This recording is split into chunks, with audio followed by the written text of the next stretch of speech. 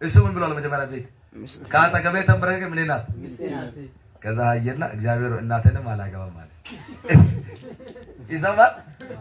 ይሰማል። ይሄ ሰው የቆ ጸሎቱ ስተት ነው። እዛ ቀን ካጠገቡ መጥቶ ወንድ ምን በረከከስ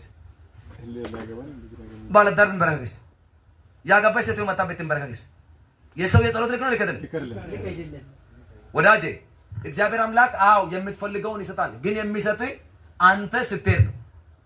እግዚአብሔር የእንቅስቃሴ አምላክ ነው። በመጀመሪያ ደረጃ እግዚአብሔር አምላክ ሊባርክ ሲፈልግ ሲሰራ ነው የሚባርክ። በረከት መንገድ አለ። ሚስት ፈልጋለህ ሄደህ ጠይቅ፣ አውራት። እግዚአብሔር የተናገረኝ ታገባለህ ብሎኛል፣ ጥሩ አገልጋይ ቆንጆ ሚስት ብሎኛል፣ እየጠበኩት ነው። እየጠበቅ ትጨርሳለህ፣ ትሄዳለህ። አታገባ። አረጋግጬ ልንገርህ።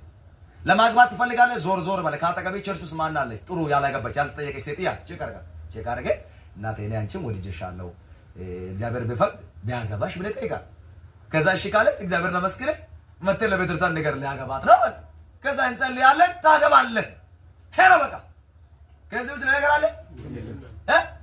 አይ አላዘዘኝም። እሺ በራይ አላየው። በራይ ባላዳር ብታይስ በራይ አላየው ተትቀደል በህልሜ ላይ አልመጣችም። እንደዛ ነው የፊልም ዘመን አሳልፉ።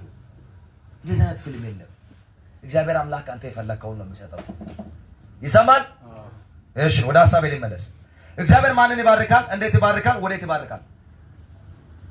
እግዚአብሔር አንደኛ የሚሰሙትን ይባርካል። ምን የሚያደርጉትን? ምን የሚያደርጉትን? ማንን የሚሰሙትን? ምን ያደርጋቸዋል? እስቲ እግዚአብሔርን ለመስማት ዝግጁ ናችሁ ሰዎች? ትሰማላችሁ? ትሰማላችሁ? ይባርካችኋል። ጤና ሰለብራንታ እግዚአብሔር ትሰማዋለህ።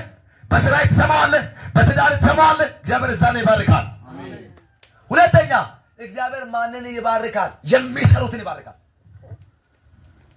ምን የሚያደርጉትን? ጥሩ የሚሰሩትን የምለው ከእግዚአብሔር ቃል ነው። ዘፍጥረት 26:12 ሁላችንም እንሂድ።